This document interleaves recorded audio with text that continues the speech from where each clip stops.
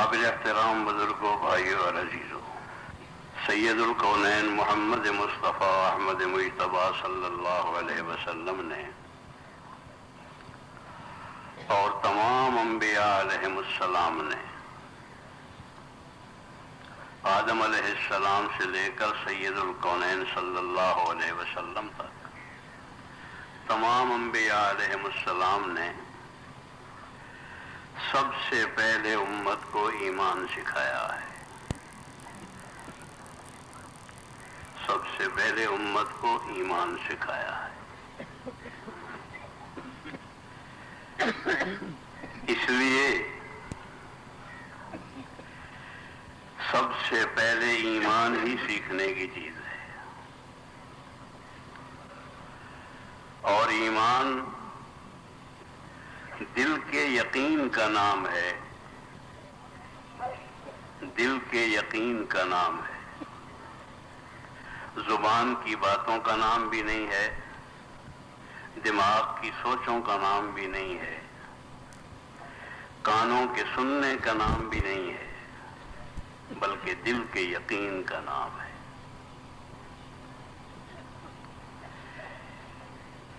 اور یہ یقین سب سے زیادہ وقت لیتا ہے، سیکھنے کے اعتبار سے سب سے زیادہ وقت لیتا ہے۔ سید الکونین صلی اللہ علیہ وسلم کا 13 سال کا عرصہ، 13 سال کی مدت ایمان سکھانے کی ہے، اور جب ایمان آتا ہے تو اخلاص بھی اس کے ساتھ آتا ہے۔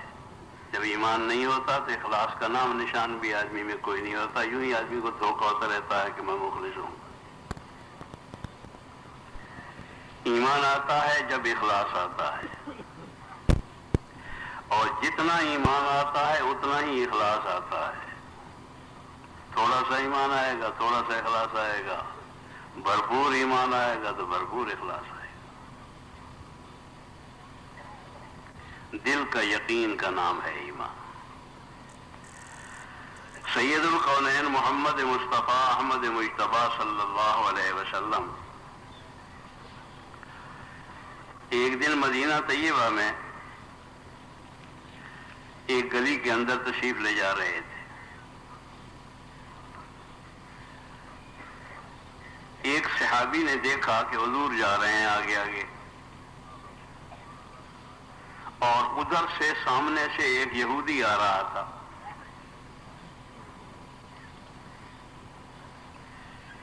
صحابی کو خیال آیا سید الکونین صلی اللہ علیہ وسلم کے ساتھی ہیں اور ایمان والے ہیں، اور ایمان کا ایک مفہوم والذین آمنوا اشد حبا للہ، جو ایمان والے ہوتے ہیں وہ اللہ جل جلالہ کے ساتھ سب سے زیادہ محبت کرنے والے ہوتے ہیں۔ اللہ جل جلالہ سے سب سے زیادہ محبت کرنے والے کا نام اور ایمان کا محبت کا خاصہ ہے عشق است ہزار بدگمانی۔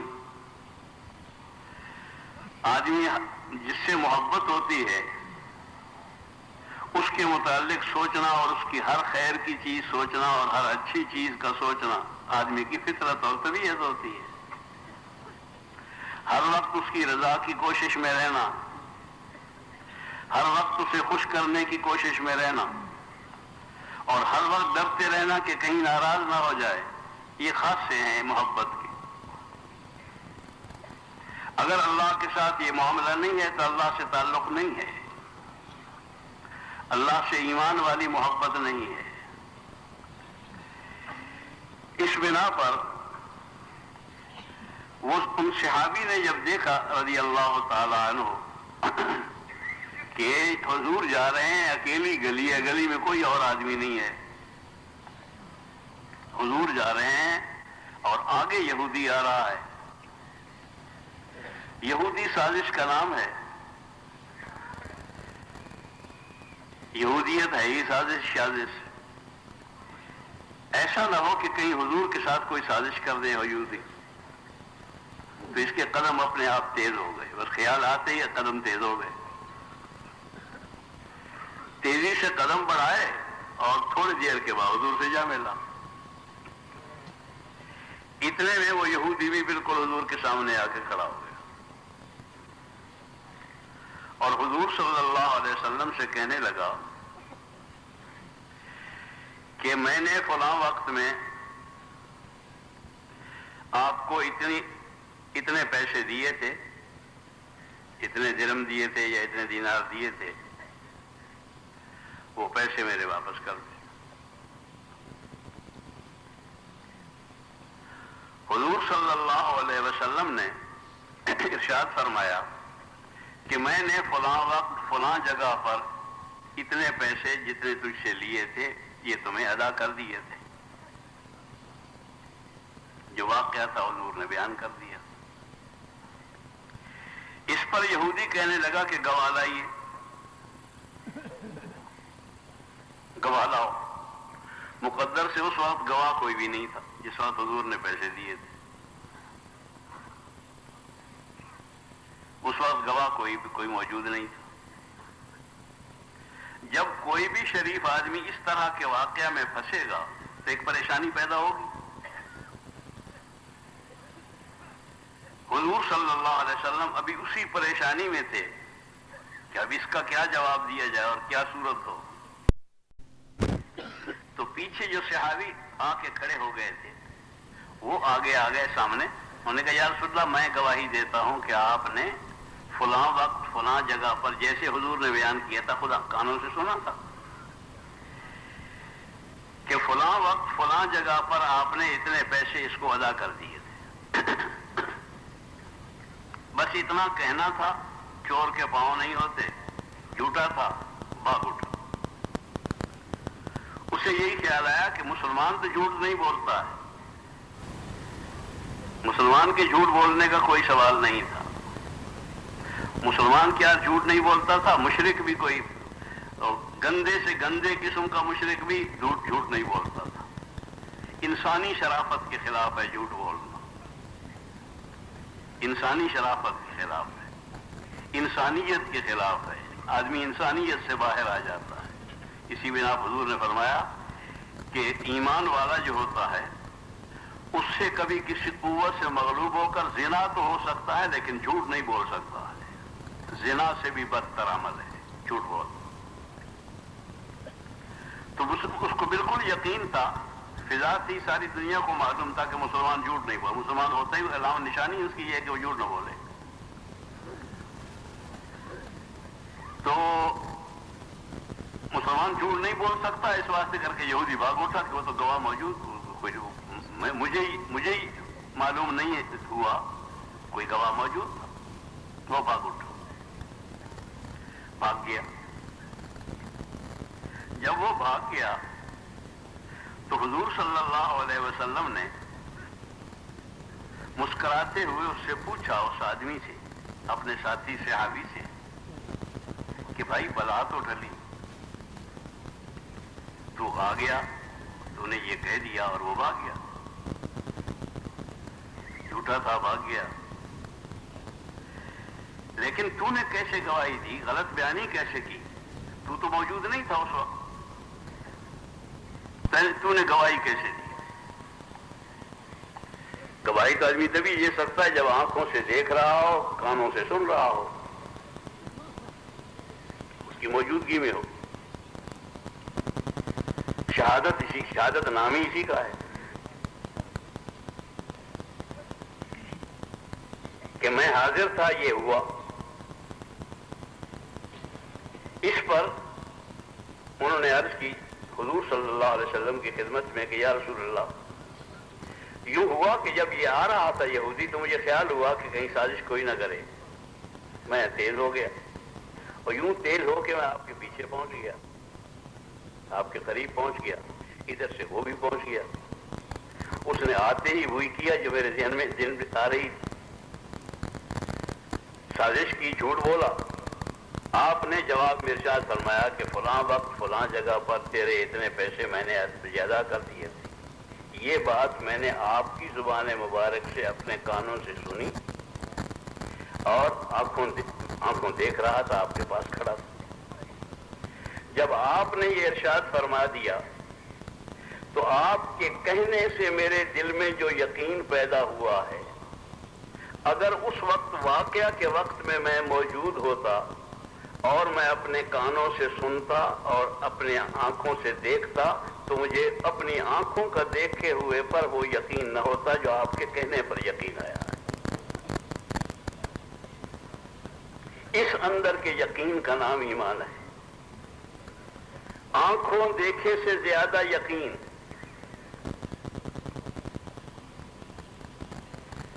اللہم انی اسألک ایمانا یباشر قلبی، اے اللہ میں وہ ایمان مانگتا ہوں جو دل میں رس بس جائے، جو دل میں رسا بسا ہوا ایمان ہو، وہ ایمان چاہتا ہوں۔ اللہم ارزقنی اخشاک، اے اللہ مجھے اپنی خشیت اور اپنا خوف نصیب فرما۔ کأنی اراک، گویا کہ میں آپ کو دیکھ رہا ہوں۔ ایسا خوف گویا کہ میں آپ کو دیکھ رہا ہوں، آپ کے سامنے موجود ہوں، آپ کو دیکھ رہا ہوں، اللہ کو دیکھ رہا ہوں آدمی۔ اللہ جل جلالہ کو جیسے دیکھ رہا ہو اس طرح کا خوف، اسی کا نام ایمان ہے۔ یہ ایمان سید الکونین صلی اللہ علیہ وسلم نے سکھایا ہے، اور جب یہ ایمان آتا ہے تو آدمی کے لیے سارے دروازے خیر کے کھل جاتے ہیں، تمام خیروں کے دروازے کھل جاتے ہیں۔ فہم اتنی صحیح ہو جاتی ہے، سوچ اتنی صحیح بن جاتی ہے آدمی کی کہ ہر چیز صحیح سوچتا ہے، صحیح سوچتا ہے، صحیح دیکھتا ہے، صحیح بولتا ہے، صحیح چلتا ہے، صحیح لیتا ہے، صحیح دیتا ہے، صحیح لکھتا ہے، صحیح، ہر چیز صحیح ہوتی ہے۔ بس ایمان آیا نہیں اور آدمی درست ہوا نہیں۔ ایمان آتے ہی سب کچھ ہو جاتا ہے۔ جہاں سے ہوتا ہے وہاں سے ہونے کا یقین، جہاں سے نہیں ہوتا وہاں سے نہ ہونے کا یقین، اسی کا نام ایمان ہے۔ کسی مخلوق سے کچھ نہ ہونے کا یقین، اکیلے اللہ سے سب کچھ ہونے کا یقین۔ جب یہ نصیب ہو جاتا ہے تو اللہ جل جلالہ ساری خیروں کے دروازے کھول دیتے ہیں، ساری خیر کے دروازے کھل جاتے ہیں، اور اللہ جل جلالہ کی ساری مددیں بندے کے ساتھ ہوتی ہیں۔ اس لیے کہ ایمان آتے ہی آدمی کا حال یہ بن جاتا ہے کہ جو اللہ جل جلالہ کہیں مجھے تو وہ کرنا ہے، جو اللہ جل جلالہ کا ارشاد ہے مجھے تو وہ کرنا ہے۔ مجھے یہ نہیں دیکھنا کہ کوئی کیا کہہ رہا ہے اور کیا کر رہا ہے۔ بقول مولانا یوسف رحمۃ اللہ علیہ کے کہ جو کچھ سید الکونین صلی اللہ علیہ وسلم نے اور اللہ جل جلالہ نے کہا ہے وہ کہنا ہے، جو انہوں نے کہا ہے ارشاد فرمایا ہے وہ کہنا ہے، اور جو کیا ہے وہ کرنا ہے۔ جو کہا ہے وہ کہنا بھی ہے، جو کیا ہے وہ کرنا بھی ہے، اور یہ نہیں دیکھنا کہ کوئی کیا کر رہا ہے اور کیا کہہ رہا ہے، یہ کیا کہے گا، یہ کیا کہے گا، یہ کیا کہے گا، اس کا کوئی سوال نہیں پیدا ہو۔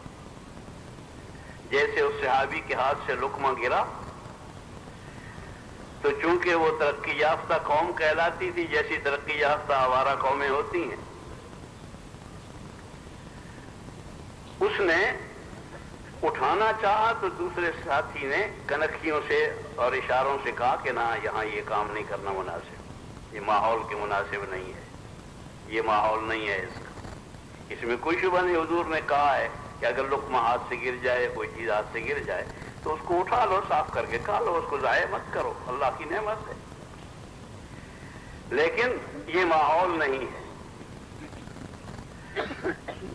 تو اس صحابی نے یہ بات ان کی سننے کے بعد اور اس کے اشارے پانے کے بعد اور اشارے صحیح سمجھنے کے بعد بہت اہتمام کے ساتھ اس لقمے کو اٹھایا.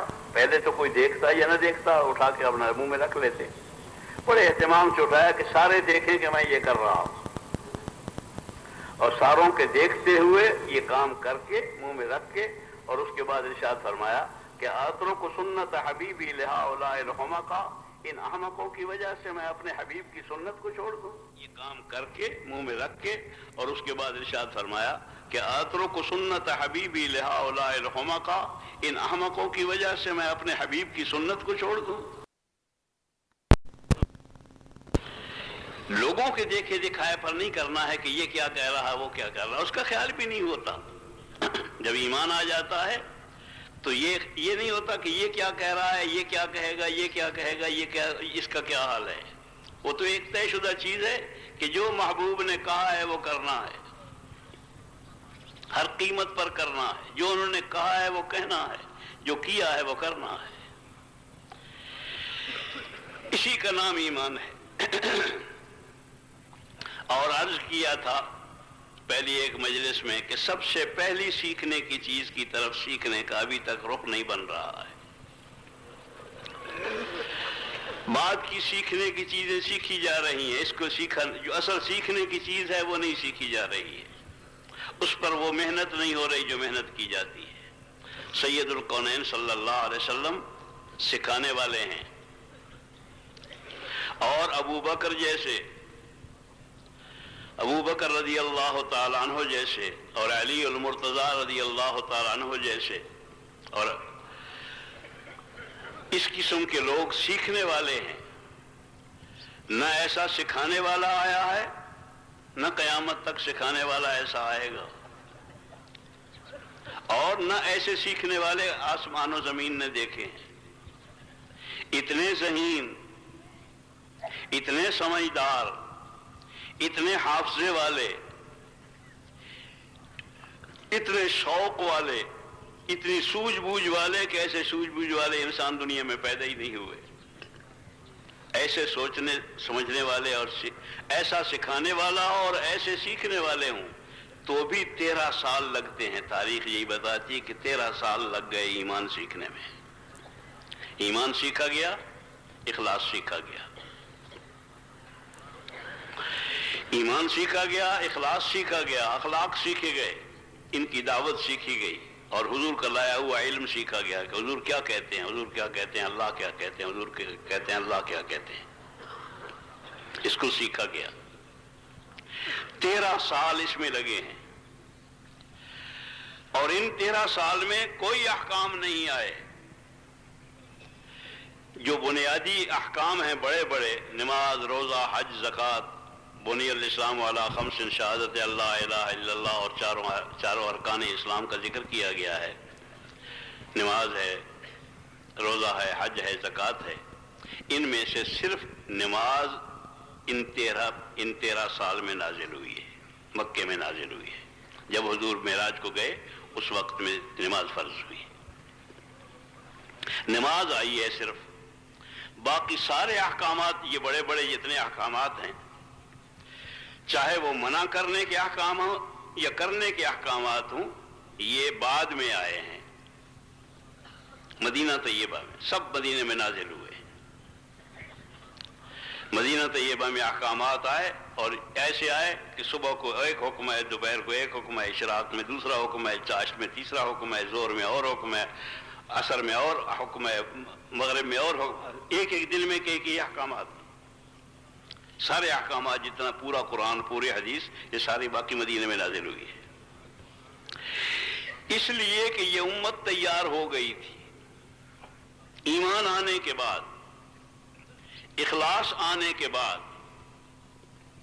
اخلاق آنے کے بعد، اور حضور کا لایا ہوا علم آنے کے بعد، یہ امت اس قابل بن گئی تھی کہ جو اللہ جل جلالہ کہیں اس پر مر مٹنے کے لیے تیار ہے.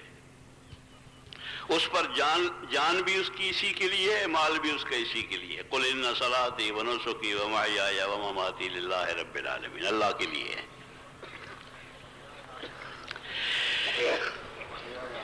نماز نازل ہو گئی، ضرور نماز کا حکم ہوا، اس لیے کہ نماز زندگی کا معیار ہے، ایمانی زندگی کا معیار نماز ہے۔ ہر کام صفت صلاۃ پر ہونا چاہیے۔ جب ایمان آتا ہے تو ہر کام آدمی کا صفت صلاۃ پر ہوتا ہے۔ جب تک کوئی عمل صفت صلاۃ پر نہیں آتا، اللہ کے ہاں عمل نہیں شمار ہوتا ہے، اللہ کے ہاں قبول نہیں ہوتا۔ اور صفت صلاۃ یہ ہے، سب سے پہلی بات اس کی یہی ہے ایمان والی، کہ وہ اللہ کے لیے ہو۔ نماز اللہ کے لیے ہوتی ہے، صرف رضا الہی کے لیے، کسی کو دکھلانے کے لیے نہیں، بڑا بننے کے لیے نہیں، شہرت حاصل کرنے کے لیے نہیں، پیسوں کے لیے نہیں، عہدے کے لیے، کسی چیز کے لیے نہیں، صرف رضا الہی کے لیے۔ قل ان صلاتي ونسكي ومحياي ومماتي للہ رب العالمین، صرف اللہ کی رضا کے لیے۔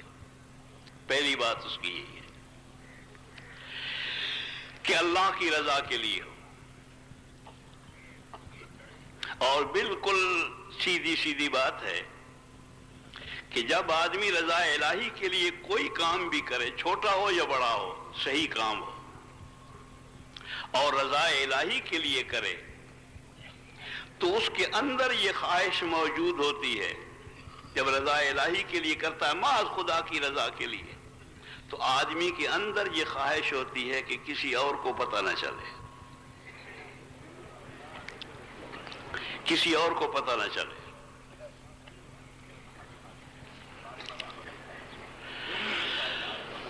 حضور صلی اللہ علیہ وسلم نے بعض جگہوں پر تو بالکل شرط کی جگہ پر رکھا ہے اس بات کو۔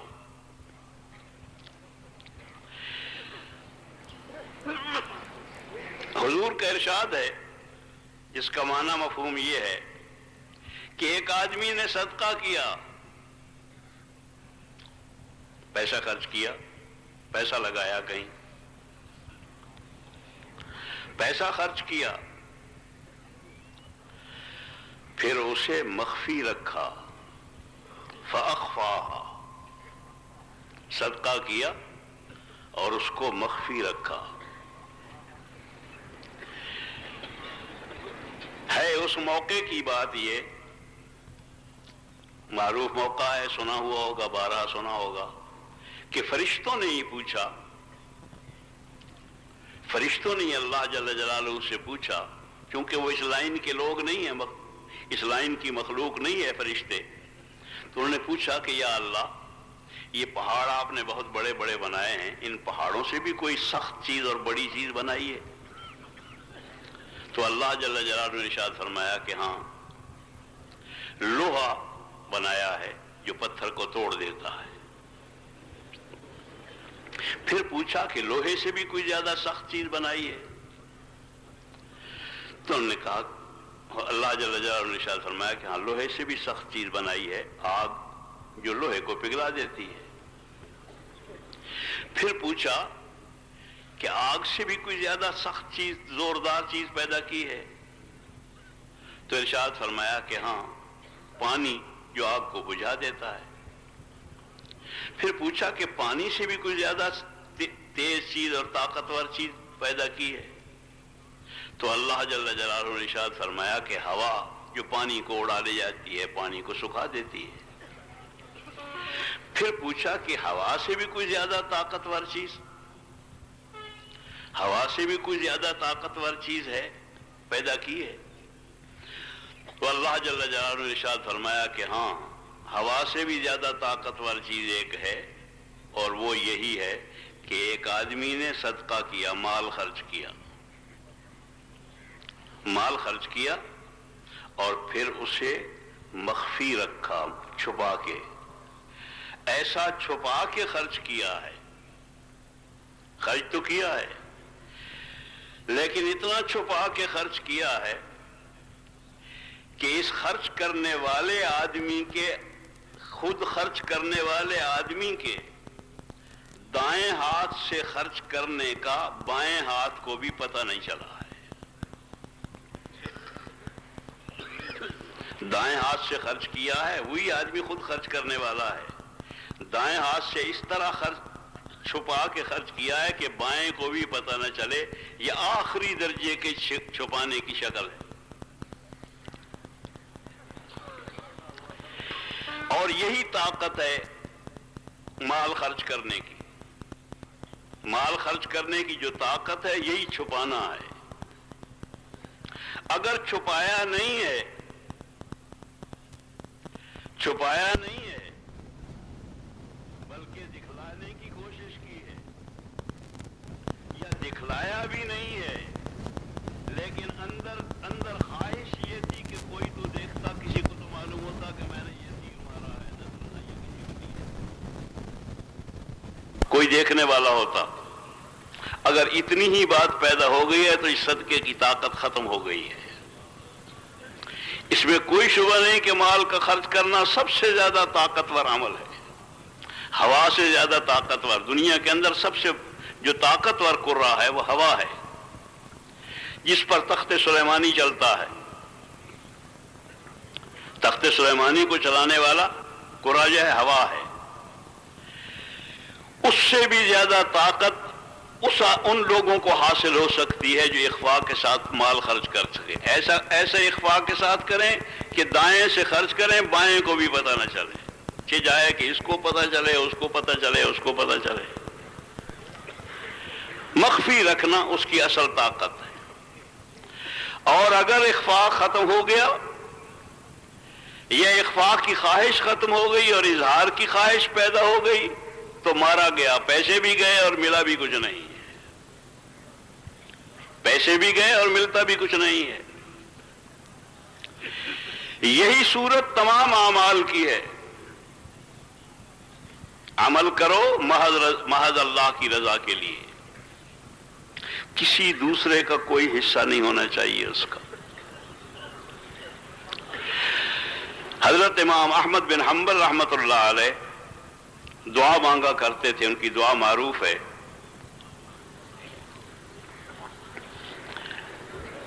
اللہم اجعل اعمالی خالصۃ لوجہک، اے اللہ میرے اعمال کو خالص اپنی ذات کے لیے کر لے،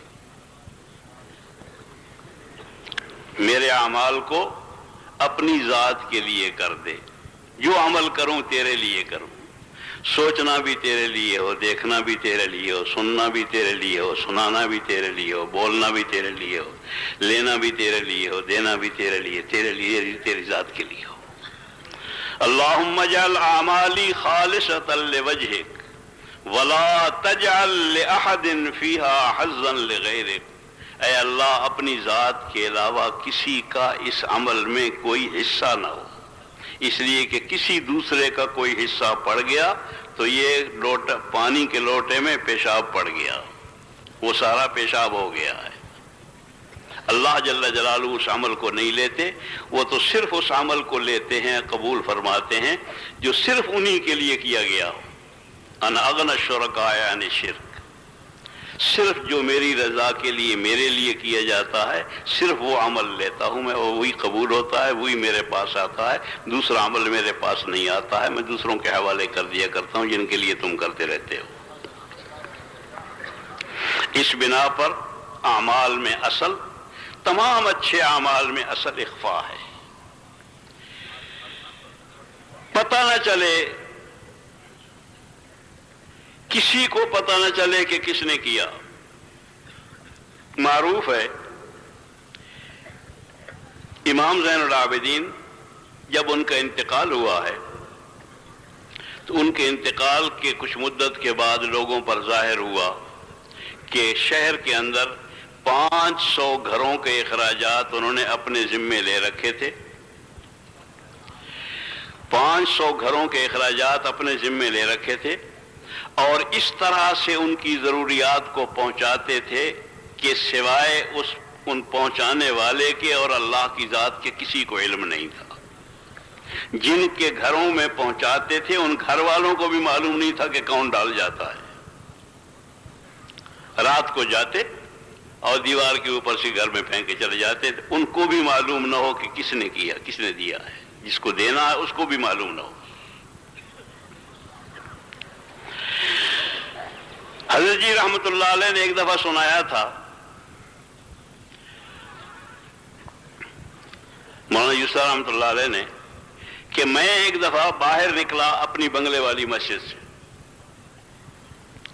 بنگلے والی مسجد سے باہر نکلا تو ایک بچی پانی بھر، وہ بیچاری کود رہی تھی، نل کا لگا ہوا تھا وہاں سامنے مسجد کے، نل کا لگا ہوا ہوتا تھا اس زمانے میں بستی نظام الدین بنگلے والی مسجد کے سامنے،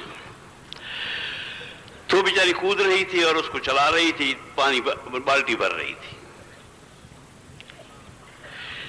یہ فرماتے ہیں کہ میں ادھر ادھر دیکھنے لگا کہ کوئی دیکھ تو نہیں رہا ہے، یعنی موقع ملا کہ اچھا کام ہے، بچی ہے، اس کی پانی ضرورت ہے اور بیچاری چھوٹی ہے، اسے بالٹی بھری بھی نہیں جا رہی، میں بالٹی بھر بھی لوں اور بالٹی اس کی پہنچا بھی دوں جہاں کہیں ہے، لیکن اگر کوئی دیکھ رہا ہے تو میرا عمل چھین لے گا مجھ سے۔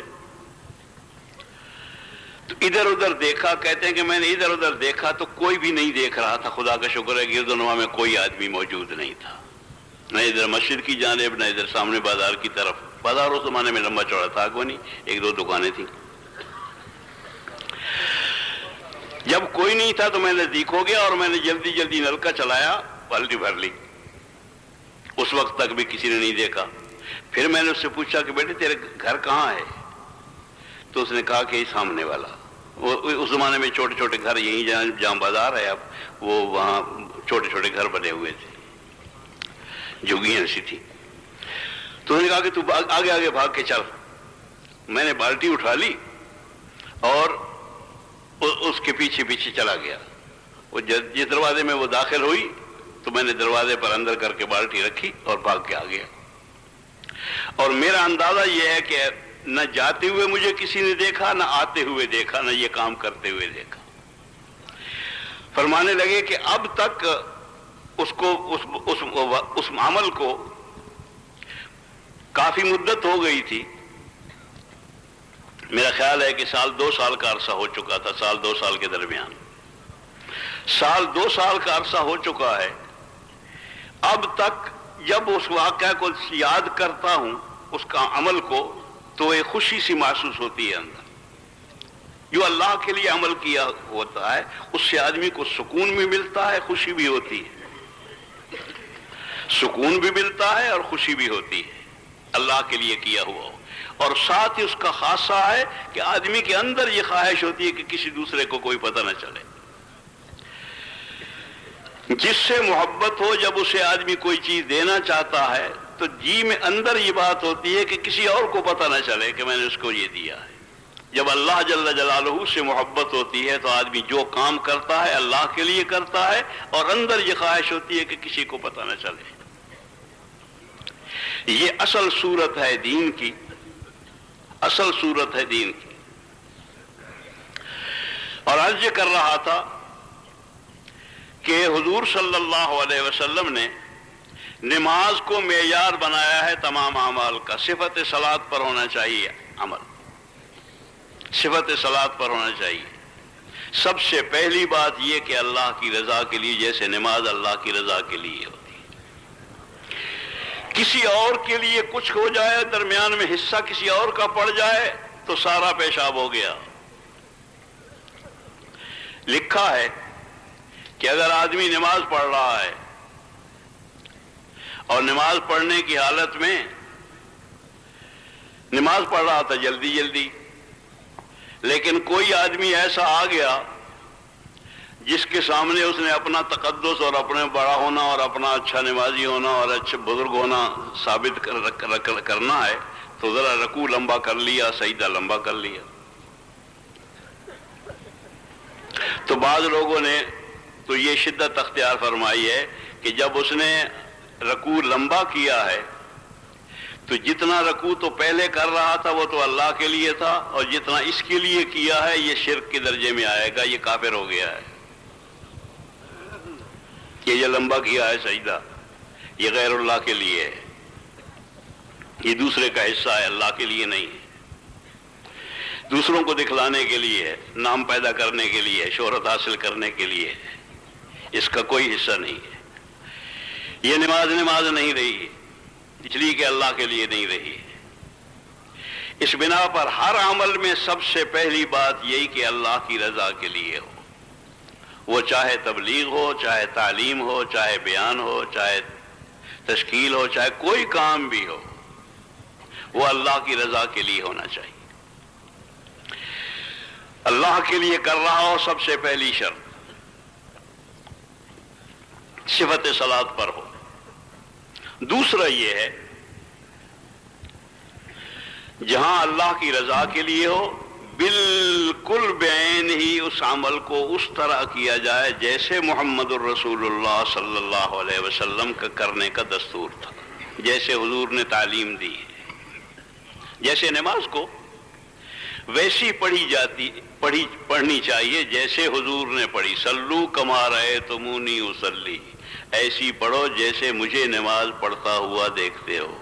جیسے میرا قیام ہے ویسے قیام ہو، جیسے رکوع ہے ویسے رکوع ہو، جیسے قومہ ہے میرا ویسا قومہ ہو، جیسے جلسہ ہو میرا ویسا جلسہ ہو، جیسا سجدہ ہو میرا سجدہ ہوتا ہے ویسا سجدہ ہو. ہر چیز اسی طرح سے ہو، پڑھنا بھی اسی طرح سے ہو. اسی بنا پر لکھا ہے کہ اگر نماز پڑھا رہا ہے آدمی اور جہری نماز ہے،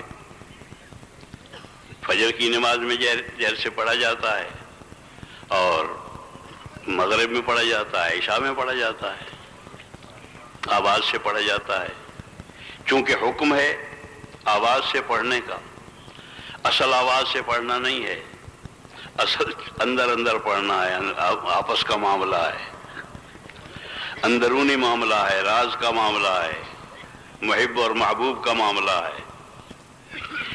کسی دوسرے کو پتہ نہیں چلنا چاہیے، لیکن حکم ہے اس واسطے کر کے جہر سے پڑھ رہا ہے تو جہر اتنا ہو جتنی ضرورت ہو، مقتدیوں تک آواز پہنچ جائے بس.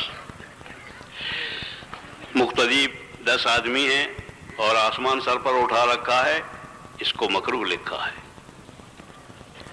ویسے ہی آسمان سر پر نہیں اٹھا لینا چاہیے، اتنا کہ مقتدیوں تک آواز پہنچ جائے بس، قرات کی آواز پہنچ جائے، تکبیر کی آواز پہنچ جائے.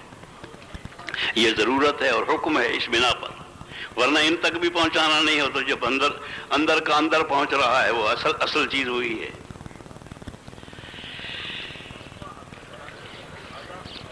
محض رضا الہی کے لیے ہو ایک شرط نماز کی صفت، اور دوسری یہ کہ جس طرح حضور نے کیا ہے ویسے کرنا. سید الکونین صلی اللہ علیہ وسلم کی عادت مبارک تھی، جس کو سیرت والوں نے عام طور پر سب نے ہی لکھا ہے کہ سید الکونین صلی اللہ علیہ وسلم جس وقت ممبر پہ آ جاتے تھے، بات کہنے کے لیے کھڑے ہوتے تھے یا ممبر پہ بیٹھتے تھے، کأنہ منذر جیش، جیسے کہ لشکر کو آدمی تیار کرنے کے وقت میں سنجیدہ ہوتا ہے. ہنسی مذاق کا کوئی سوال نہیں تھا حضور کی مجلس کا، حضور کے ارشادات کے وقت میں کوئی گنجائش نہیں اس کی. اور یہ تو مجلس ہی کچھ اور کی اور بن جاتی ہے، پتہ نہیں اگر وہ صفت صلاۃ پر نہیں رہے گی. آواز سے نہ اتنی آہستہ کہو کہ سن بھی نہ پائیں سننے والے، جن کو سنانی ہے، جن کو بتانی ہے، اور نہ اتنی آواز سے ہو کہ چیخ رہا ہو آدمی، کہ کوئی آدمی چیخ رہا ہے. سینے کے زور سے ہدایت نہیں ملتی، وہ تو اندر کے زور سے ملتی ہے ہدایت. وہ دل کے یقین کے زور سے ملتی ہے، اخلاص کے زور سے ملتی ہے ہدایت، چیخنے سے اور زور سینے کے زور لگانے سے ہدایتیں نہیں ملا کرتی ہیں۔ محض رضا الہی کے لیے ہو اور وہ انداز ہو جو سید الکونین صلی اللہ علیہ وسلم کا تھا۔ آواز کے اونچ بلند ہونے، زیادہ ہونے، کم ہونے کے اعتبار سے بھی، سننے کے وقت میں وہی انداز ہو جو سننے کا انداز ہے۔ حضور صلی اللہ علیہ وسلم جب بیٹھے ہوئے ہیں اور کچھ ارشاد فرما رہے ہیں تو سننے والوں کا حال تمہاری کتابوں میں لکھا ہوا ہے کہ ایسا جیسے ان کے سروں پر پرندے بیٹھے ہوئے ہیں، ذرا سے ہلے تو پرندہ اڑ جائے گا، سکون کے ساتھ بیٹھے ہوئے، کوئی حرکت نہ ہو، سکون ہو، اور اس نیت کے ساتھ بیٹھے ہوں کہ جو سننا ہے اسے اس لیے سننا ہے کہ یہ سب سے کائنات کی سب سے زیادہ قیمتی چیز ہے، یہ وہ ہیرا ہے جو اور کہیں نہیں ملے گا، اسی وقت مل رہا ہے، اسے محفوظ رکھنے کی کوشش۔ اس لیے دھیان سے بیٹھے کہ کسی اور جانب توجہ نہ ہو، کسی اور جانب توجہ ہوئی صفت صلاۃ سے ہٹ گیا۔ جب اور طرف توجہ نہیں ہوگی تو انشاءاللہ العزیز یہ محفوظ بھی رہے گا، اسے سمجھنے میں بھی سہولت ہوگی، اس کو سمجھ بھی سکے گا کہ کیا کہا جا رہا ہے، سمجھنا بھی صحیح ہوگا، محفوظ رہنے کی صورت بھی صحیح بن سکے گی۔ اور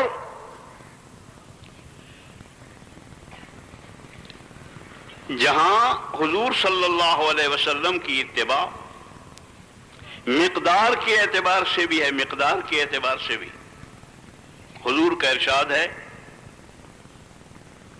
دانائی کی بات، لمبے لمبے خطبے اور مختصر سی نماز، یہ دانائی کا راستہ نہیں ہے۔ لمبی نماز، مختصر خطبے، سید الکونین صلی اللہ علیہ وسلم کا انداز جو زندگی کا ہے اس سے بالکل کھلا کھلا معلوم ہوتا ہے کہ مختصر بولنا اور جامع قسم کے جوامع الکلم، ایسی جامع قسم کی بات، تھوڑے سے الفاظ میں بہت سارا مفہوم، بہت لمبا بولنا نہیں ملتا ہے، بہت لمبا بولنا نہیں ملتا ہے جو اس دور کی کمالات میں سے ہو گیا ہے گھنٹوں کا، بالکل اعتدال کی راہ، بلکہ بار بار بولنے کے اعتبار سے بھی بہت اعتدال کی راہ سیرت کو دیکھنا چاہیے۔ سید الکونین صلی اللہ علیہ وسلم کا جو انداز ہے بات کرنے کا، یعنی اتنی بھی آخری درجے کی بات یہاں تک ملتی ہے کہ ایک دیہاتی آیا، اعرابی، دیہات کے رہنے والے، گاؤں کا رہنے والا آدمی، سیدھا سادہ مسلمان، وہ حاضر ہوئے، انہوں نے آ کے عرض کی کہ یا رسول اللہ اوصنی و اوجز، یا رسول اللہ مجھے وصیت فرما دیں اور مختصر سی بتا دیں، مختصر سی، اپنے دیہاتی ہونے کی وجہ سے کہ میں دیہاتی آدمی ہوں، مجھے لمبی بات یاد نہیں رہے گی، مختصر سی نصیحت فرما دیجیے۔ اور حضور صلی اللہ علیہ وسلم کا بھی سب سے زیادہ مختصر خطبہ جو ہے، مختصر بات جو ساری زندگی میں سب سے زیادہ مختصر ہے وہ یہی ہے۔ حضور نے ارشاد فرمایا کہ صلی صلاۃ مودعین، نماز ایسی پڑھو جیسے آخری نماز ہوتی ہے، صلی صلاۃ مودعین، ایسی نماز پڑھو جیسے کہ آخری نماز پڑھنے والا نماز پڑھ رہا ہوتا۔ سید الکونین صلی اللہ علیہ وسلم کا انداز جو زندگی کا ہے اس سے بالکل کھلا کھلا معلوم ہوتا ہے کہ مختصر بولنا اور جامع قسم کے جوامع الکلم، ایسی جامع قسم کی بات، تھوڑے سے الفاظ میں بہت سارا مفہوم، بہت لمبا بولنا نہیں ملتا ہے، بہت لمبا بولنا نہیں ملتا ہے جو اس دور کی کمالات میں سے ہو گیا ہے گھنٹوں کا. بالکل اعتدال کی راہ، بلکہ بار بار بولنے کے اعتبار سے بھی بہت اعتدال کی راہ سیرت کو دیکھنا چاہیے. اور یہ صرف لوگوں نے لکھا ہے محدثین نے کہ صرف نماز کے معاملے میں نہیں ہے، بلکہ زندگی کا ہر اچھا عمل، بھئی یہ کر رہے ہیں، پتہ نہیں اس کے بعد موقع ملتا ہے یا نہیں. آخری عمل سمجھ کے کرو. اگر کارگزاری سنانی ہے تو بھی آخری عمل کے پتہ نہیں اس موقع پر موقع ملا ہے، پھر ملتا ہے کہ نہیں ملتا ہے. کارگزاری سنانی ہے تو صفت صلات پہ رہ کے سنانی ہے، سنانے والا بھی صفت صلات پہ ہو، سننے والے بھی صفت صلات پہ. ہم نے ان کو بتانے کے لیے نہیں کیا ہے، ہم تو اس لیے بتا رہے ہیں کہ میری اصلاح ہو جائے. پرانے موجود ہیں، پرانوں کو سنانی ہے کہ میری جو میری کمی بیشی ہے وہ پوری ہو جائے. جتنا ہوا ہے بعین ہی اتنا کہنا، اس سے زیادہ جھوٹ ہوگا، جھوٹ بولنے والا ہوگا. اور لعنت اللہ علی الکاذبین، اللہ کی لعنت ہے جھوٹوں پر. جتنا ہوا ہے اتنا ہی کہنا ہے، اور اتنا کہنا بھی شرماتے ہوئے کہنا ہے، اتنا کہنا بھی شرماتے ہوئے کہنا ہے، ندامت کی حالت میں کہنا ہے. اس لیے کہ محمد الرسول اللہ صلی اللہ علیہ وسلم کی جو تعلیم ہے نماز کے متعلق، میری نہیں ہے، اللہ کی بڑائی. جس اللہ نے مجھ سے یہ کام، میرے جیسے آدمی سے بھی یہ کام لے لیا ہے، یہ اللہ کی بڑائی ہے. اللہ اکبر. جب اپنی بڑائی کا جس جگہ پر شبہ بھی ہو وہاں اللہ کی بڑائی بیان کرو، تاکہ اپنی بڑائی نہ پیدا ہو. اپنا چھوٹا ہونا، اپنے چھوٹے ہونے کا یقین اور اللہ کے بڑے ہونے کا یقین، اسی کا نام ایمان ہے. جتنا اپنا چھوٹے ہونے کا یقین ہوگا، اپنے بے حیثیت ہونے کا یقین ہوگا، اتنا ہی آدمی ہدایت پر ہوگا، راستے پر ہوگا، اور انشاءاللہ ثابت قدمی سے موت تک پہنچ جائے گا، منزل تک پہنچے گا. اللہ اکبر. اللہ کی بڑائی. میری بڑائی نہیں ہے، میرا کوئی کمال نہیں ہے. یہ زبان بھی اسی کی دی ہوئی ہے، دماغ بھی اسی کا دیا ہوا ہے. میں نے یہ سوچا، میں نے یہ کیا، میں نے یہ کیا، تو نے کیا کیا؟ وہ جو کچھ کیا ہے وہ اسی نے کیا ہے، کیا بھی اسی نے ہے، کرایا بھی اسی نے ہے. جو تیرے اعضاء اور تمہارے استعمال ہوئے ہیں وہ اسی کے دیے ہوئے ہیں. تمہارا تو اپنا کچھ نہیں ہے، میرا اپنا کچھ نہیں ہے. اس بنا پر میں نے یہ کیا، میں نے یہ کیا، میں نے یہ کیا بڑا خطرناک ہے، بڑا خطرناک ہے. اگر اندر کا معاملہ درست نہ ہو تو بڑا خطرناک ہے. یہ کوئی آسان کام نہیں ہے. سنانا تو چاہیے مگر اصلاح کی نیت سے سننا، اور اندر کا حال اللہ جانتے ہیں کہ کیوں سنا رہا ہے. وہ جو قیامت کے دن شہید پیش ہوگا، سب سے بڑے عمل والا، دعوت سے بھی اگلے درجے کا عمل ہے شہادت. اگلے درجے کا عمل ہے شہادت. اس شہادت کے متعلق حضور صلی اللہ علیہ وسلم کا ارشاد ہے کہ شہید پیش ہوگا. حضرت ابو ہریرہ رضی اللہ تعالیٰ عنہ جیسا عظیم آدمی 3 دفعہ بے ہوش ہوا اس حدیث کو بیان کرنے سے. ایک دفعہ بے ہوش ہو گئے، پھر بے ہوش ہو گئے، پھر بے ہوش ہو گئے، تیسری دفعہ جا کے حدیث کو پورا کیا کہ قیامت کے دن شہید پیش ہوگا. اللہ جل جلالہ سے اپنی نعمتیں یاد دلائیں گے، تجھے یہ دیا، تجھے یہ دیا، تو نے کیا کیا؟ تو جواب میں کہے گا کہ اے اللہ، فلاں میدان میں جان دی تھی، تھوک سودا کیا تھا. تم نے تو تھوڑا تھوڑا وقت دیا ہے. وہ جان دینے کی بات کرتا ہے کہ میں نے جان دی، میں نے فلاں میدان میں تیرے لیے جان دی تھی، اللہ جل جلالہ فرمایا کہ جھوٹ بولتا ہے، یہ جو کہہ رہا ہے کہ جان دی یہ تو ٹھیک ہے، یہ تو سچ ہے کہ جان دی تو نے فلاں میدان میں، مگر یہ جو کہہ رہا نا تیرے لیے جان دی تھی، میرے لیے جان نہیں دی تھی، جو قال انک شہید، شہید ملت کہلانے کے لیے تو نے یہ کام کیا تھا، نام پیدا کرنے کے لیے یہ کیا تھا، میرے پاس تیرا کوئی عمل نہیں پہنچا اور حکم ہوگا کہ باندھو اور ڈالو جہنم میں۔ جب آدمی اخلاص سے عمل نہیں کرتا ہے تو سب سے پہلے جہنم میں جانے کا سودا کر لیتا ہے، سب سے پہلے جہنم میں جانے کا سودا ہوتا ہے وہی عمل۔ یہ نہیں کہ کچھ کر تو رہا ہے، نہیں، کچھ کر نہیں رہا ہے، بیڑا غرق کر رہا ہے، کام کا بھی بیڑا غرق کر رہا ہے اور اپنا بیڑا بھی غرق کر رہا ہے۔ سوچ سمجھ کر کرنا ہے، ہر چیز کو سوچ سمجھ کے کرنا ہے اور صفت صلاۃ پہ رکھ کے کرنا ہے، اس کے بغیر گزارا نہیں ہے، اس کے بغیر جو کیا جاتا ہے وہ دین نہیں ہوتا ہے۔ اس بنا پر دوسری چیز اللہ جل جلالہ نے جو نماز عطا، نماز سب سے پہلے اتری ہے تمام احکامات سے، اسی بنا پر کہ معیار وہی ہے، نماز کو سامنے رکھو اور نماز کی صفت پر ہر چیز کو کرنے کی کوشش کرو، بولنے کے وقت بھی، سننے کے وقت بھی، بیٹھنے کے وقت بھی، ہر حال میں صفت صلاۃ سامنے رکھو۔ مقدار کے اعتبار سے بھی اور ساری چیزوں کے اعتبار سے نماز کا خیال رکھا جائے اور نماز کو سامنے رکھ کے کام کیا جائے۔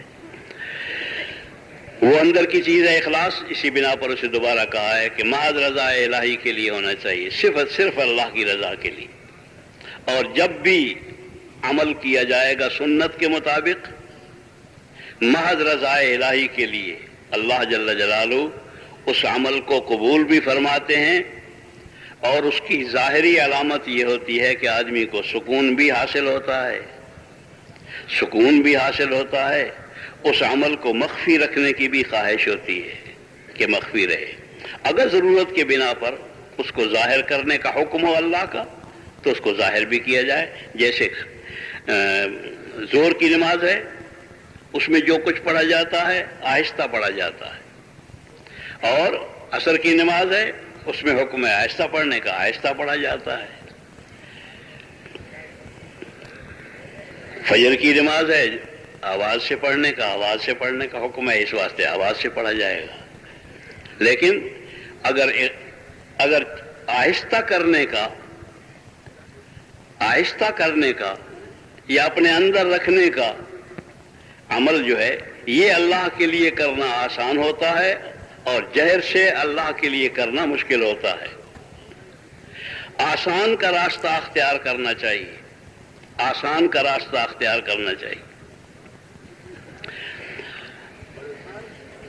ہمارے ایک ساتھی تھے مرحوم،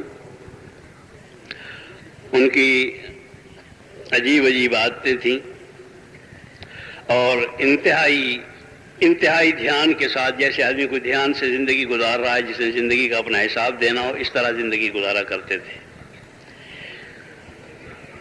سالن بہت کم لگا دیا کرتے تھے، کھانا اکٹھا کھاتے تھے، مدینہ طیبہ میں بھی مکہ معظمہ میں جماعت تھی، اکٹھا کھانا پک جاتا تھا، بلکہ ہمارا ایک ساتھی تھا مرحوم سلطان، وہ ہمیں جمعے کے دن سالن ایک پکا لیا کرتا تھا، جمعے کے دن سالن پکایا کرتا تھا، اور پھر وہ 8 دن ہمیں کھلاتا رہتا تھا مختلف شکلوں کے ساتھ، کبھی اس میں گاجر ڈال دی، کبھی اس میں مولی ڈال دی، کبھی اس میں شلغم ڈال دی، اسی شوربے کو بڑھاتا رہتا تھا، کرتا رہتا تھا، 8 دن کے اندر 8 دن اسی میں نکل جایا کرتے تھے۔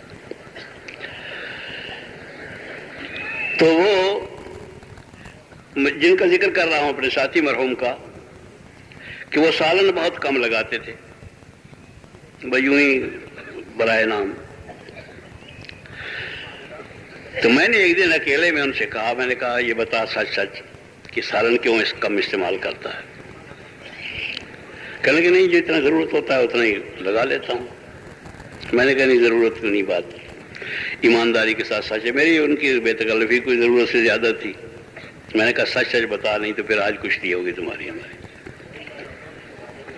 سچی سچی بات بتا دیں۔ تو فرمانے لگے کہ بس ایک دن خیال آ گیا تھا، اور اللہ کا شکر ہے اس وقت سے التزام ہے کہ یہ جو سالن آیا ہے یہ ہمارا مشترک پیسوں میں سے ہے، جماعت کے پیسے اکٹھے کر کے انہیں کا کھانا پکایا جاتا ہے۔ تو اگر میں نے سالن زیادہ کھا لیا اپنے حصے سے تو خدا کو حساب دینا ہوگا، اس لیے مختصر کر لیا۔ میں نے کہا یہ بات سمجھ میں آ گئی۔ تو میں نے کہا کہ عقل مند آدمی، ہمارا بھی تو یہ حق تھا، ہمارا بھی، ہم تیرے ساتھی ہیں، ہمارا بھی یہ حق تھا، ہمیں بھی یہ بتا دیا ہوتا تو ہم بھی اس کا خیال رکھتے، ہم بھی اس کا خیال رکھتے۔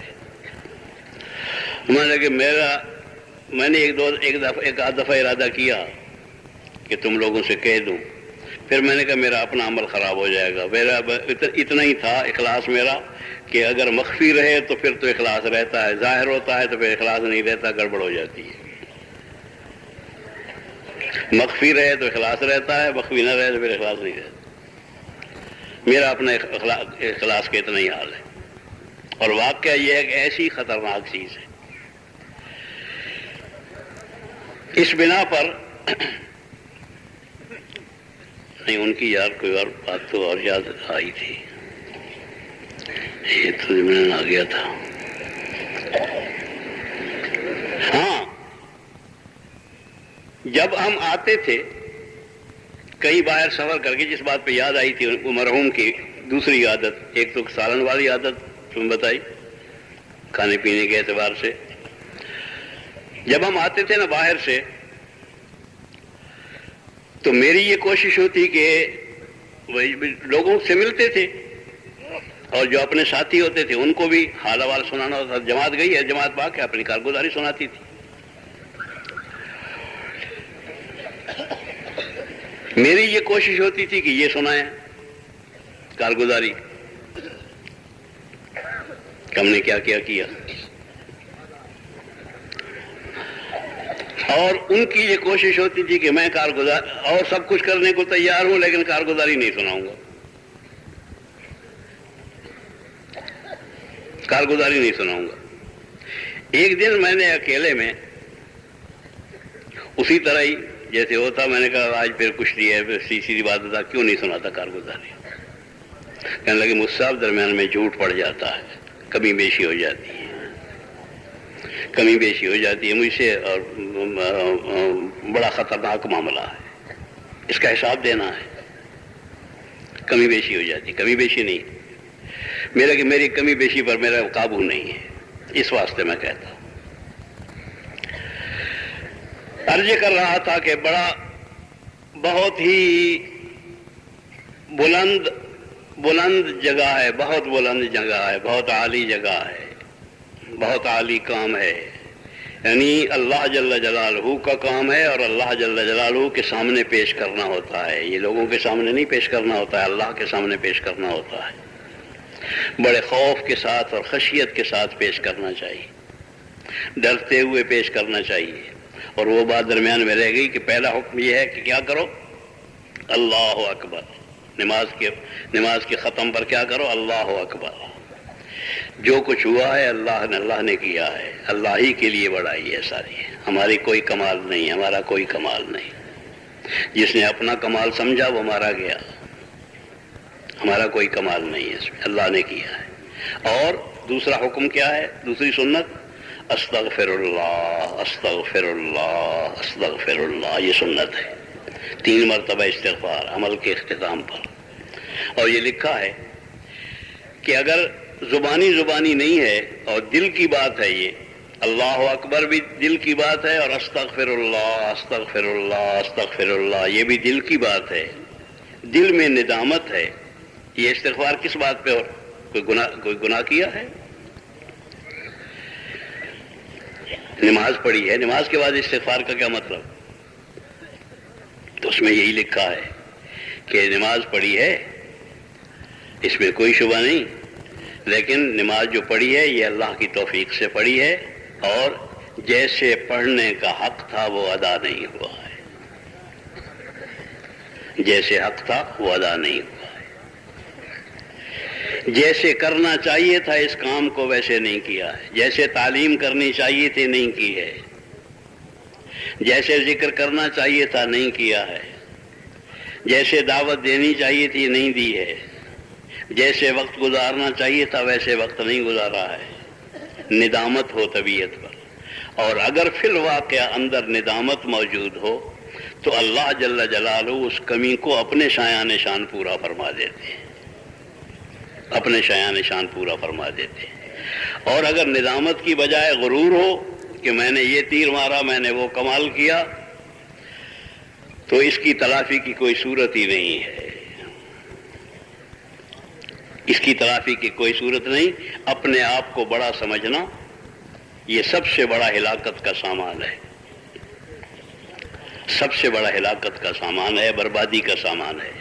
شیطان نے یہی تو کیا تھا کہ انا خیر منہ، میں اس سے بہتر ہوں، میں نے اس سے اچھا کیا، میں اس سے اچھا ہوں، میں اس سے اچھا ہوں، میں اس سے اچھا ہوں۔ اپنے کو بڑا سمجھنا، اپنے کو بڑا سمجھنا، دوسرے کو چھوٹا سمجھنا، یہ ایسی خرابیاں ہیں کہ ان کے پاس شیطان بھی گمراہ کرنے کے لیے نہیں آتا، یہ تو خود گمراہ ہوتے ہیں اور گمراہ کرنے والے ہوتے ہیں، یہ ہدایت کا سامان نہیں بنتے۔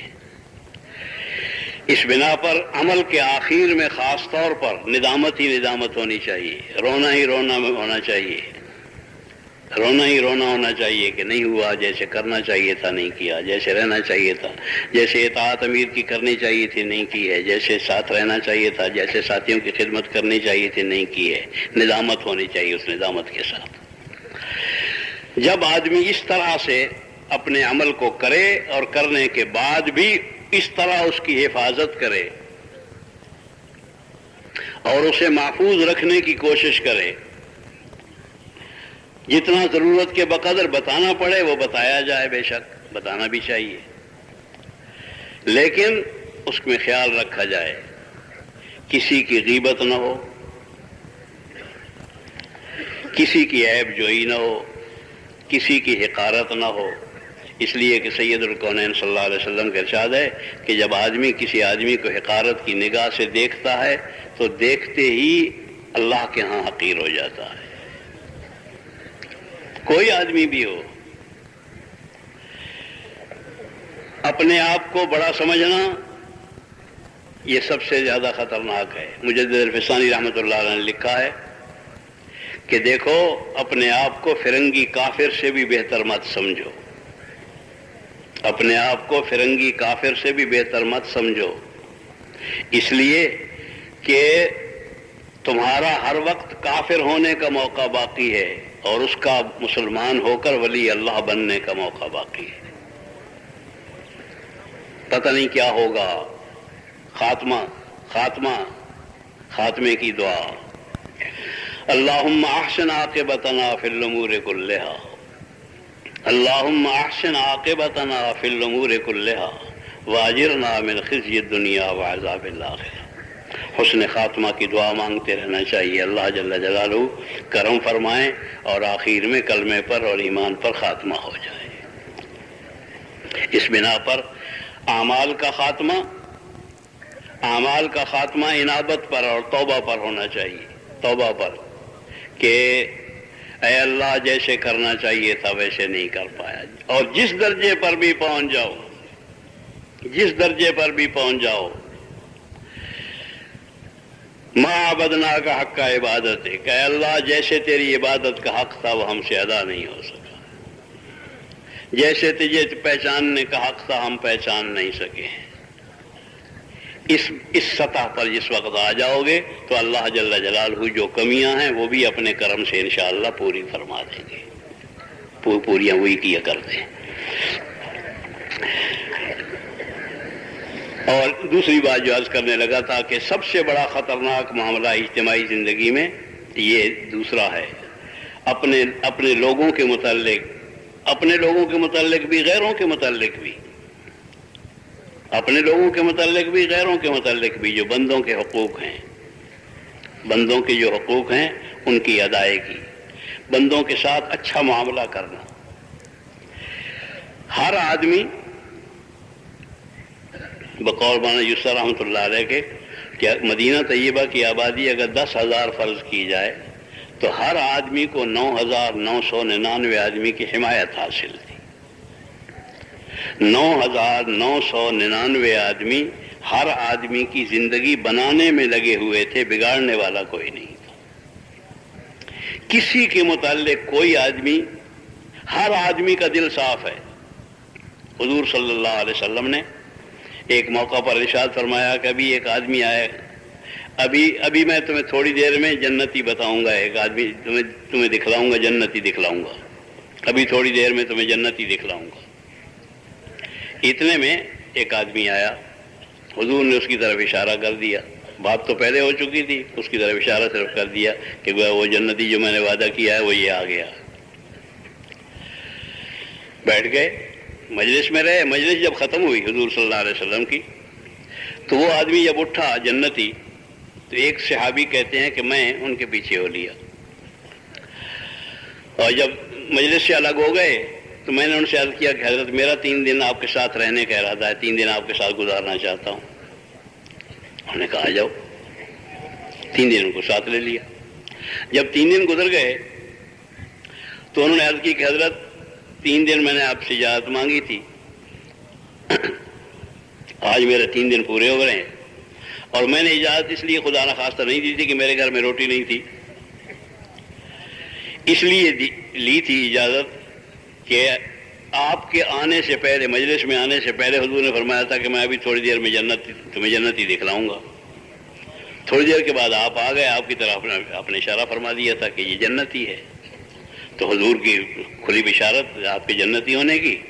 میں نے 3 دن آپ سے فوراً اس لیے لے لیے تھے کہ ان 3 دنوں کے اندر انشاءاللہ وہ عمل میرے سامنے بھی آ جائے گا، میں بھی عمل کر کے جنتی بن جاؤں گا. عمل سے جنت بنتی ہے، میں بھی عمل کر لوں گا. لیکن ان 3 دنوں میں میرے سامنے کوئی عمل ایسا نہیں آیا جس کے متعلق خیال آیا ہو کہ یہ وجہ ہو سکتی ہے جنت میں جانے کی.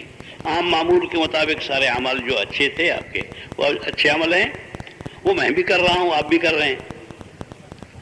اس لیے مجھے معلوم نہیں ہو سکا. آپ مہربانی کر کے خود ہی بتا دیں کون سا عمل ہے جس کی وجہ سے آپ کو حضور نے جنتی قرار دیا ہے. انہوں نے کہا بھئی یہ تو حضور سے پوچھو یا اللہ سے پوچھو، میرے سے کیا پوچھتے ہو، مجھے تو معلوم نہیں ہے.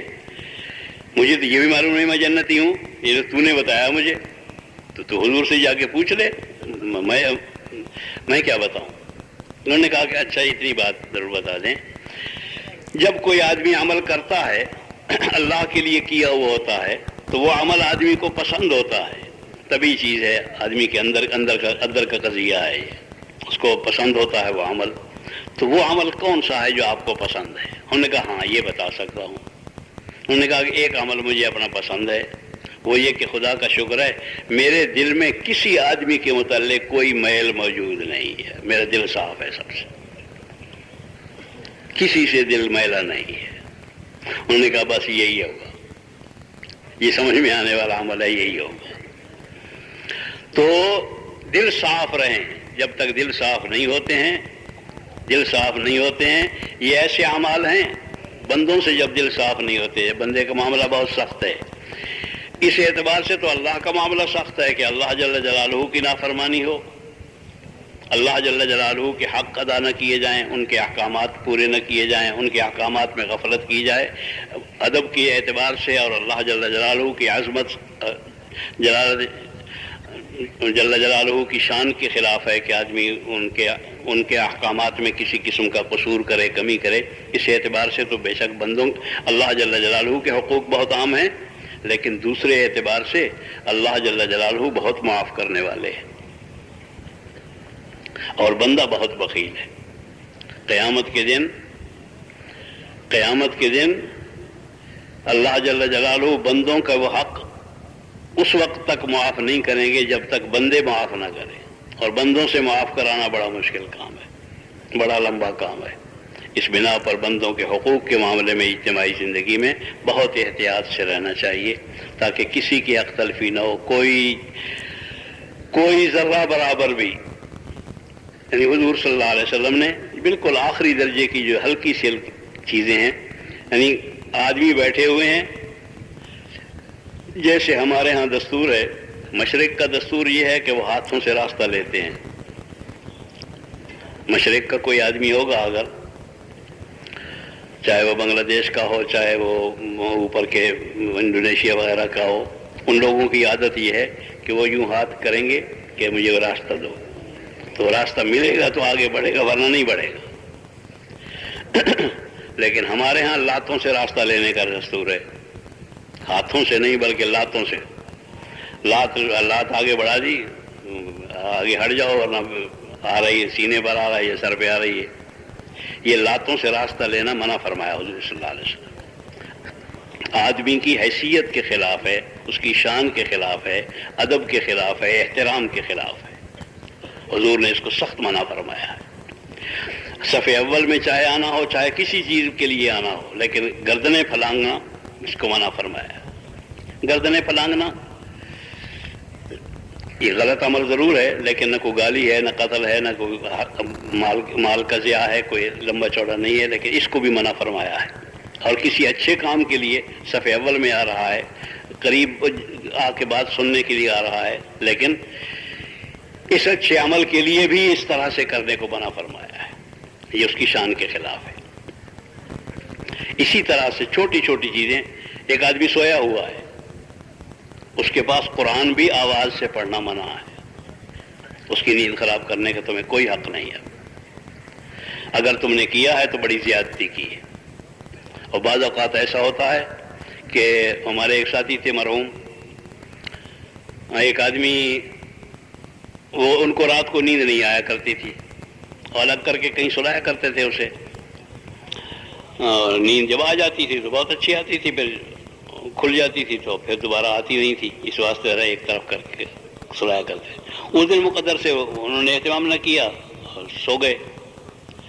ایک آدمی رات کو اٹھا، پیشاب کرنے کے لیے گیا، اور پیشاب کر کے جب واپس آیا تو واپس آ کے انہوں نے جوتے جو اپنے جھاڑے تو جوتے پر جوتا زور سے جو مارا تو ساری جماعت ہی اٹھ بیٹھی کہ پتہ نہیں کیا ہو گیا ہے۔ یہ زور سے جوتا جھاڑنے کا کوئی طریقہ ہے؟ اگر اس کو کنارے سے جھاڑ لیا جائے تو جھاڑنا ٹھیک ہے، مسجد کے احترام کے جھاڑنا چاہیے، لیکن ایسا جھاڑنا کہ ساری جماعت ہی اٹھ بیٹھے تو سوئی ہوئی، یہ تو نادانی کی بات ہے اور غفلت کی بات ہے۔ زور سے جو جھاڑا، ان کی آنکھ کھل گئی۔ اس صبح کو دوسرے دن معلوم ہوا مجھے کہ جی وہ رات کو کسی نے جوتے صاف کیے تھے مسجد کے احترام میں، اس کے نتیجے میں ہم ساری رات جاگتے رہے۔ میں نے تیرا کیا ہوا؟ کہنے لگے جی یہ ہوا تھا۔ ساری رات جاگتا رہا، اس لیے کہ اس کو بیچارے کی نیند کھل جاتی تو پھر نیند نہیں آتی تھی۔ تو قرآن پڑھنے کی بھی اجازت نہیں ہے زور سے سونے والے کے پاس، اس کے نیند کا بھی اتنا احترام ہے۔ بیٹھا ہوا ہو اس کے اوپر سے گزرنا منع ہے، اس کا احترام ہر موقع پر۔ اللہ جل جلالہ سب چیزوں کی رعایت کرنے کی ہمیں توفیق عطا فرمائیں۔ اور بھائی عمل تو جب ہی قبول ہوگا جب صفت صلاۃ پر آئے گا، اللہ کے لیے ہو، حضور صلی اللہ علیہ وسلم کے طریقہ کے مطابق ہو، جو حضور کا طریقہ تھا، جو حضور کے، اور اس میں ساری چیزیں ہوتی ہیں، اس میں مقدار بھی ہوتی ہے، اس میں طریقہ کار بھی ہوتا ہے، وہ ساری چیزوں کا خیال رکھنا ہوگا۔ اور انشاءاللہ اگر اس کی کوشش کرو گے تو کوئی مشکل کام نہیں ہے، اس لیے کہ حضور صلی اللہ علیہ وسلم نے کسی مشکل کام کو ہاتھ نہیں ڈالا ہے، وہ ہر وہی کام کیا ہے جو آسان ہو۔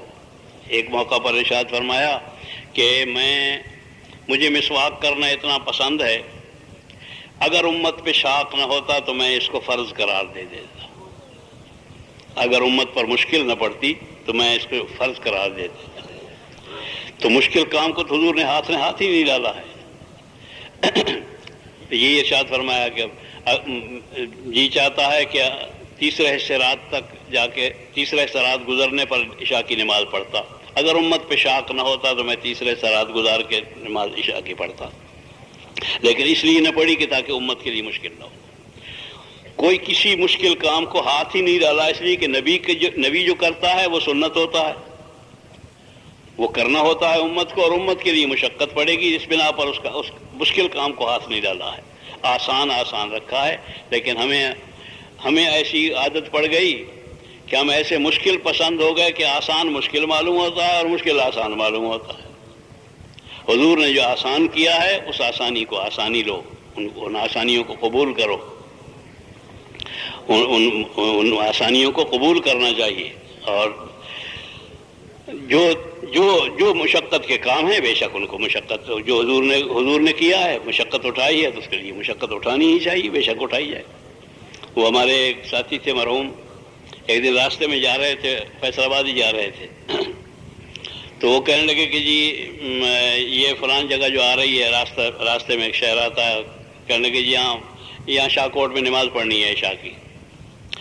میں نے کہا نہیں، وہاں چل پڑیں گے، فیصل آباد میں جا پڑھیں گے نماز۔ تھوڑی دیر چپ رہے، پھر اس کے بعد کہنے لگے کہ نہیں مفتی صاحب، میری درخواست ہے کہ نماز شاہ کوٹ پڑھنی ہے۔ تو میں نے کہا کیوں؟ شاہ کوٹ کو زیادہ ثواب ہے، بیت المقدس ہے، وہاں کیوں نماز پڑھنی ہے؟ کہنے لگے نہیں، بیت المقدس کی بات نہیں ہے، یہ بتاؤ کہ یہ جو کنسیشن دیا ہے اللہ نے 2 رکعت کا سفر میں، یہ فیصل آباد میں ملے گا؟ میں نے کہا نہیں، فیصل آباد میں نہیں ملے گا۔ کہنے لگے یہ کنسیشن ضرور لینا ہے اللہ کا، اللہ کا انعام ہے، اللہ کا کنسیشن ہے، یہ تو یہاں شاہ کوٹ میں ملتا ہے، یہ ضرور لینا ہے۔ واقعی جو اللہ نے سہولتیں عطا فرمائی ہیں وہ سہولتیں لینی چاہیے، وہ بھی اللہ کا انعام ہے۔ اللہ جل جلالہ ہمیں اس کام کی سمجھ بھی عطا فرمائے، سلیقے سے کرنے کی ہمتیں بھی عطا فرمائے۔